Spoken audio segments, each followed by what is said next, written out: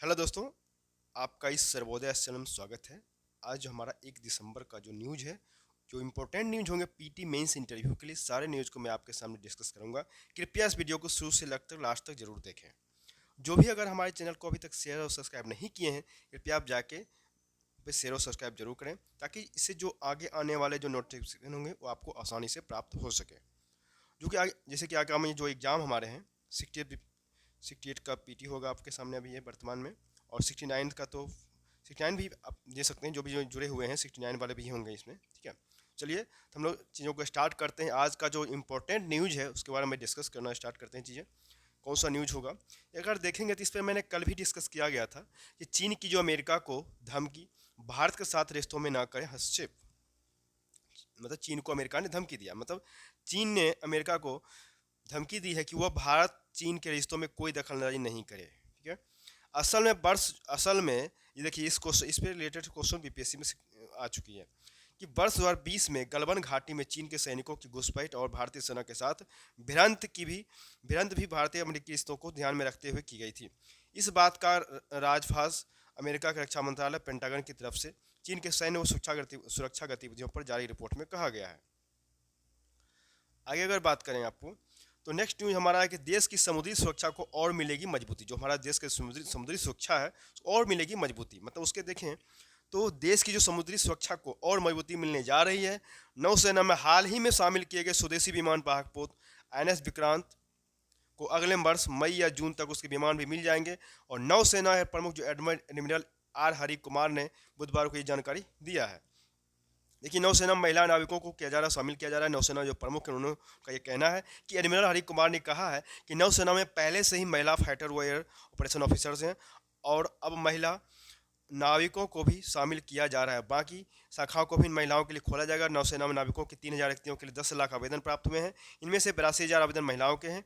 इनमें से कितनी, ठीक है, ठीक है, आगे देखा जाएगा चीज़ें। आगे हमारा है कि एयरपोर्ट के आसपास नहीं मिल सकेगी 5G सेवा। कि रिलायंस जियो और एयरटेल ने देश के कई शहरों में 5G सेवा शुरू कर दिया है। हालांकि ऐसा डर है कि दूरसंचार जो कंपनियां हैं उसके द्वारा उपयोग किए जा रहे 5G बैंड से हवाई जहाज़ों में नेविगेशन जो उपकरण लगे हुए हैं, उपकरण प्रभावित हो सकते हैं। यही वजह है कि नगर जो विमानन जो निदेशालय ने और नागरिक उड्डयन जो मंत्रालय ने एयरपोर्ट के आसपास के जो इलाके हैं उसमें 5G सेवाओं के लिए बेस स्टेशन स्थापित नहीं करने को कहा है। आगे अगर बात करें, ठीक है, तो प्रस्तावित डिजिटल विश्वविद्यालय पर भारत ही नहीं दुनिया की भी नज़र है। कहा जा रहा है कि दूर दराज इलाकों में रहने वाले लोगों तक डिजिटल विश्वविद्यालय के जरिए अच्छी और सस्ती उच्च शिक्षा मुहैया कराने की पहल को अकेले भारत ही नहीं बल्कि दुनिया के दूसरे देश भी कौतूहल के साथ देख रहे हैं। फिलहाल इस अनूठे डिजिटल विश्वविद्यालय की जो तैयारियां हैं, जिस रफ्तार से चल रही है, उसको देखते हुए यह माना जा रहा है कि जुलाई 2023 तक, कब, तो जुलाई 2023 तक यह शुरू हो सकता है। इस बीच दुनिया के दर्जनों भर से ज़्यादा देश जो है प्रस्तावित डिजिटल विश्वविद्यालय और डिजिटल माध्यम से शिक्षा देने की पहल को लेकर भारत से संपर्क साधा है। कौन, ठीक है, इनमें बड़ी संख्या में अफ्रीकी देश भी शामिल हैं। अगर देखा जाए तो उसमें सबसे बड़ी संख्या में अफ्रीकी देश हैं। आगे अगर चलेंगे कि लोगों की ज़िंदगी से खिलवाड़ नहीं कर सकती बिहार सरकार, सुप्रीम कोर्ट का ये कहना है। कि बात यह है कि बिहार में जो फर्जी फार्मासिस्ट के मामले में सुप्रीम कोर्ट ने बिहार सरकार को फटकार लगाई है। कोर्ट ने ये कहा है कि राज्य सरकार को नागरिकों को जीवन से खिलवाड़ करने का अनुमति नहीं दी जा सकती है। याचिका में आरोप ये लगाया गया था कि बिहार में फर्जी फार्मासिस्ट अस्पताल और मेडिकल स्टोर चला रहे हैं। इस पर कार्रवाई होनी चाहिए। जस्टिस एम आर शाह और बिहार राज्य फार्मेसी परिषद को नागरिक के स्वास्थ्य और जीवन के साथ खिलवाड़ करने की अनुमति नहीं दी जा सकती है। ठीक है, इसमें यह भी कहा है कि देखिए, राज्य सरकार और बिहार सरकार में फार्मेसी परिषद ने नहीं किया कर्तव्य का पालन। कहा कि हाईकोर्ट का भी काम चलाओ रवैया ठीक नहीं, मांगनी चाहिए थी रिपोर्ट। हाईकोर्ट ने अनुच्छेद 226 के तहत निहित शक्तियों का प्रयोग करने में विफल रहा। हाईकोर्ट को पूछना चाहिए कि तथानुवेशी समिति की रिपोर्ट पर राज्य सरकार ने कार्रवाई की या नहीं। तो इसके लोग क्या है ये चीज़ें। आगे चलेंगे हम, तो आपका नेक्स्ट टॉपिक जो हमारा होगा आगे चलेंगे चीज़ें कि भारत जो है आज से औपचारिक रूप से G20 की संभालेगा अध्यक्षता। सबसे पहले अगर बात करें तो भारत, और एक और काम है भारत का आज से स्टार्ट हो रही है, वो है हमारा क्या, आज से भारत जो है यूएनएससी की अध्यक्षता संभालेगा। भारत एक महीने में 15 सदस्य को आपको एक महीने का मिलता है अध्यक्षता करने का। तो भारत को आज ये क्वेश्चन भी पीपीएससी में पूछा जा चुका है। इस बात को ध्यान देंगे किस महीने से भारत जो है सो किस डेट से भारत जो है सो यूएनएससी की अध्यक्षता संभाल रहा है। तो भारत जो है गुरुवार से 1 महीने के लिए संयुक्त राष्ट्र सुरक्षा परिषद यूएनएससी की अध्यक्षता भी संभाल रहा है। 50 सदस्य जो परिषद के निर्वाचित सदस्य के रूप में 2 वर्ष के कार्यकाल के दौरान पिछले वर्ष अगस्त के बाद दूसरी बार भारत यह अध्यक्षता संभालेगा। अध्यक्षता संभालने से पहले यूएन में भारत के स्थायी प्रतिनिधि रुचिरा कंबोज ने सोमवार और मंगलवार को क्रमशः संयुक्त राष्ट्र महासभा के अध्यक्ष जो सावा कोरोसी और संयुक्त राष्ट्र महासचिव एंटोनियो गुटेरेस से मुलाकात की और प्राथमिकताओं व कार्यक्रमों पर चर्चा की। यूएनएससी में भारत का कार्यकाल 31 सितंबर तक समाप्त हो जाएगा। अब बात करें G20 के लेकर कि भारत जो है सो गुरुवार से औपचारिक रूप से 1 वर्ष के लिए दुनिया के आर्थिक रूप से संपन्न देशों के समूह जो है G20 की अध्यक्षता संभालेगा आज से।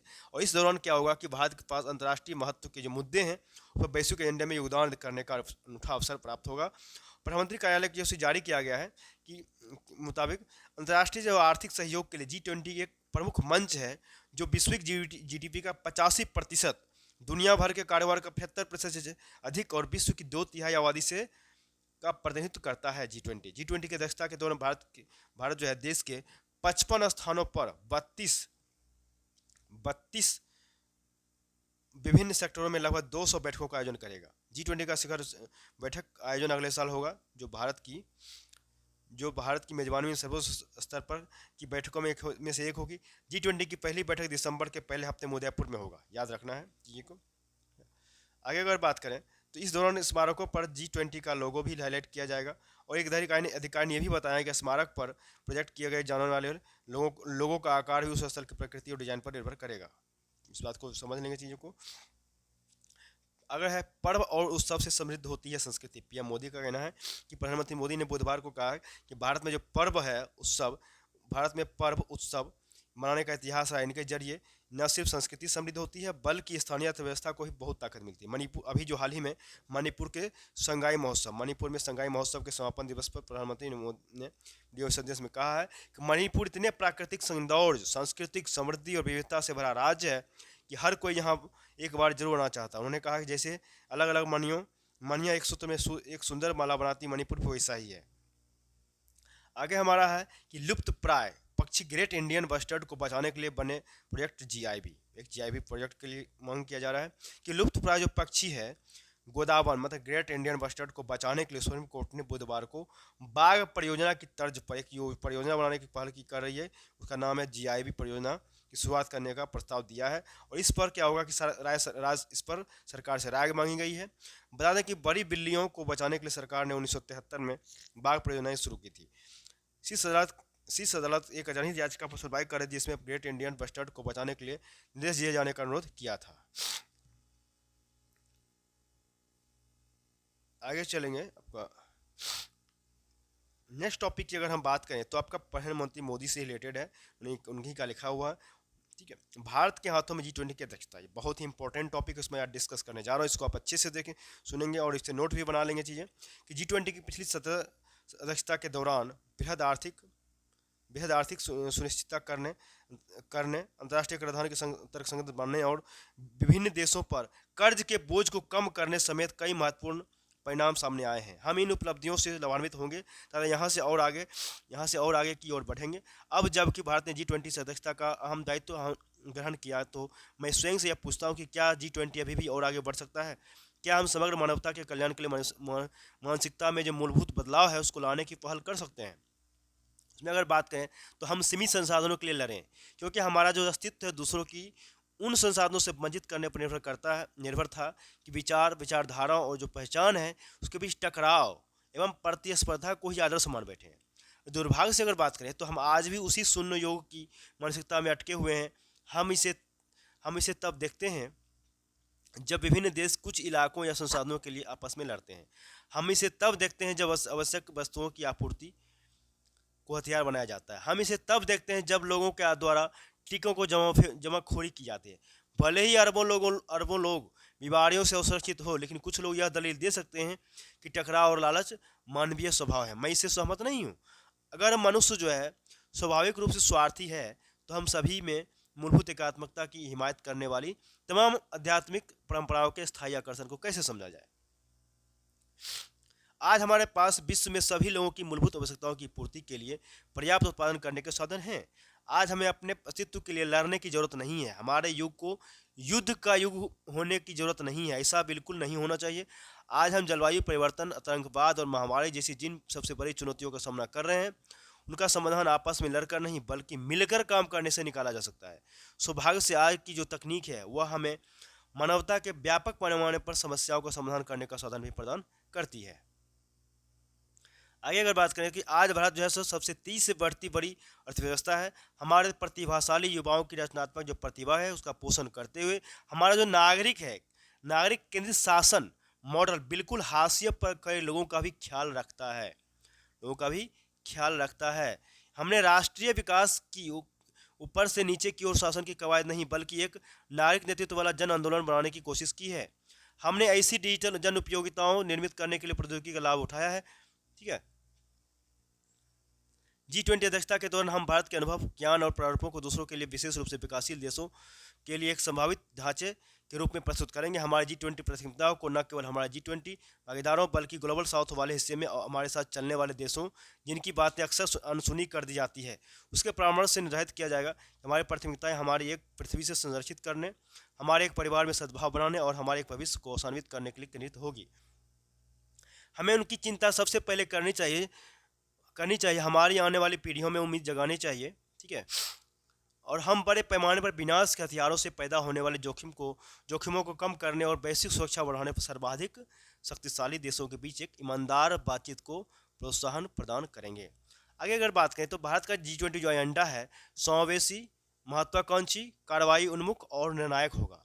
आइए हम भारत की G20 की अध्यक्षता को संरक्षण, सद्भाव और उम्मीद की अध्यक्षता बनाने के लिए एकजुट हों। आइए मानव केंद्रित विश्वीकरण के नए प्रतिमान को स्वरूप देने के लिए एक साथ मिलकर काम करें। तो बहुत ही अच्छी आर्टिकल थी, आपको जरूर इस पे नोट बनाना चाहिए। यहाँ पे कहा जा रहा है पुरानी पेंशन की नीति से बढ़ेगी आर्थिक विषमता। जो पुरानी जो पेंशन की जो नीति है उसके बारे में कहा जा रहा है कि उससे क्या होगा कि बढ़ेगी आर्थिक विषमता, जिसके बारे में से आप इसको देख लेना है, पढ़ लेंगे। इसमें मैं कुछ डिस्कस कर देता हूँ यहाँ पे कि राज्यों पर बढ़ेगा वित्तीय, इससे क्या होगा अगर पुरानी पेंशन नीति लाया जाएगा तो क्या होगा, उससे क्या होगा कि राज्यों पर वित्तीय बोझ बढ़ेगा।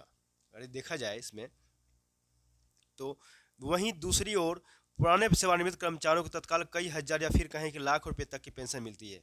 अभी राज्यों के एक प्रखंड में समाज कल्याण विभाग में हजारों वृद्धों को आवेदन वर्षों से स्वीकृति का इंतजार कर रहे हैं। इसी तरह दिव्यांगों के पेंशन के आवेदन मेडिकल जांच में अपर्याप्त दिव्यांगता के आधार पर स्वीकृत कर दिए जाते हैं। यह जानते हुए कि अपनी आजीविका कमाने में बिल्कुल अक्षम है, कहना न होगा कि कर्मचारियों की पेंशन बहाली इन राज्य सरकारों ने एक राजनीतिक मिस एडवेंचरिज्म के तहत कर दी है। परंतु सवाल यह है कि उस कदम का भारी वित्तीय बोझ ये राज्य सरकार कैसे वहन करेगी। ठीक है, राज्य सरकार ये कैसे वहन करेगी। मोटे तौर पर अगर बात करें तो राज्यों की आमदनी के प्रमुख स्रोतों जिसमें पेट्रोलियम करारों पर आबकारी, संपत्ति निबंधन एवं जीएसटी में प्रांतीय हिस्सेदारी से उतना ही आता है जितने से ये प्रदेश के सभी प्रशासनिक व्यय की भरपाई कर सके। आगे बात करें, इस राशि में अधिशेष देश के चंद राज्यों को प्राप्त है जिसमें गुजरात, कर्नाटक, तमिलनाडु आदि शामिल हैं। अन्यथा देश के अधिकतर राज्यों को केंद्र से मिलने वाली रकम पर अपने विकास व्यय के लिए निर्भर रहना पड़ता है। तो इस चीज़ को देखेंगे चाहिए। आगे अगर बात करें, ठीक है, तो आगे इसमें है चूँकि केंद्र प्रायोजित योजना में राज्यों की अधिकतम हिस्सेदारी केवल 20 से 25% ही होती है, तो उनका काम अपने अधिशेष से जैसे तैसे चल जाता है। देश की केंद्र सरकार को भी जिसे आमदनी के मजबूत स्रोत हासिल हैं उसमें उसकी कमाई का ही 2/3 हिस्सा गैर योजना खर्चे यानी रक्षा, प्रशासनिक व्यय, पेंशन सब्सिडी और ब्याज की अदायगी में चला जाता है। शेष 1/3 रकम जो है वो उसे ही आर्थिक आधारभूत संरचना, सड़क, रेलवे, बिजली व संचार के विकास का कार्य तथा सामाजिक आधारभूत संरचना यानी शिक्षा और स्वास्थ्य का खर्च संभव किया जाता है। इस बात को, इस टॉपिक को आप कर लेंगे चाहिए। ठीक है, आगे हमारा जो है बिजनेस में है धीमी होने के बावजूद 6.3% ही रही विकास दर। मतलब देखा जाए कि दुनिया के तकरीबन सभी देशों में बेतहाशा बढ़ती महंगाई अभी चली, महंगे होते कर्ज और घरेलू मैन्युफैक्चरिंग क्षेत्र में बहुत ही सुधार नहीं होने के असर देश की अर्थव्यवस्था का साफ दिख रहा है। और चालू वित्त वर्ष जो है 22-23 जो है कि दूसरी तिमाही जुलाई से सितंबर के दौरान देश की आर्थिक विकास दर 6.3% रही है, जो इस वित्त वर्ष की पहली तिमाही में दर्ज 13.5% और वर्ष 2021 से 22 की दूसरी तिमाही जुलाई सितंबर 2022 में दर्ज 8.4% के मुकाबले कम है। हालांकि कई विशेषज्ञ और आर्थिक जो एजेंसियां ने इस तिमाही में विकास दर के 6% से भी नीचे रहने का अनुमान लगाया था।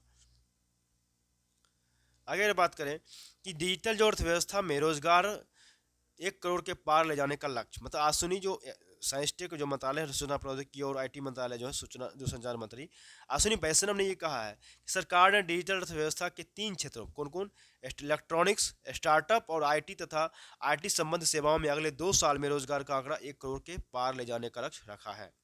स्टार्टअप के लिए EEC-STPI कार्यक्रम को संबोधित करते हुए वैष्णव ने कहा कि डिजिटल अर्थव्यवस्था के तीनों ही क्षेत्रों ने 88 से 90 लाख नौकरियां सृजित की है। कहा सरकार का लक्ष्य है कि अगले 2 साल में इन क्षेत्रों में रोजगार का आंकड़ा 1 करोड़ पार हो जाना चाहिए, पहुंच जाना चाहिए। आगे अगर बात करें इस टॉपिक में, आगे नेक्स्ट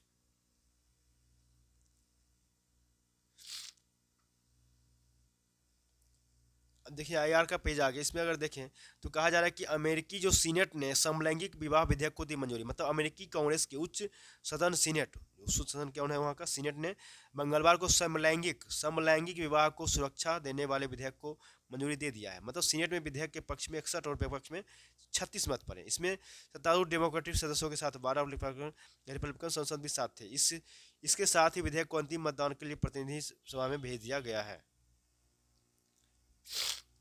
आगे चलेंगे कि LAC के करीब भारत अमेरिका सैन्य अभ्यास से चीन को लगी मिर्ची, मतलब वास्तविक नियंत्रण रेखा जो LAC के करीब भारत और अमेरिका के साझा सैन्य अभ्यास से चीन को मिर्ची लग गई है। उसने साझा सैन्य अभ्यास का विरोध करते हुए इसे भारत चीन सीमा समझौते का उल्लंघन बताया। भारत और अमेरिका के बीच साझा सैन्य अभ्यास युद्ध अभ्यास का 18वां संस्करण उत्तराखंड में जारी है।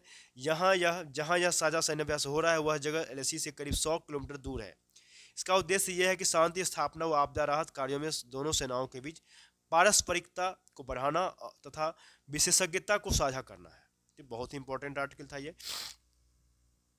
ठीक है, तो इसको आप देख लेंगे चीज़ें।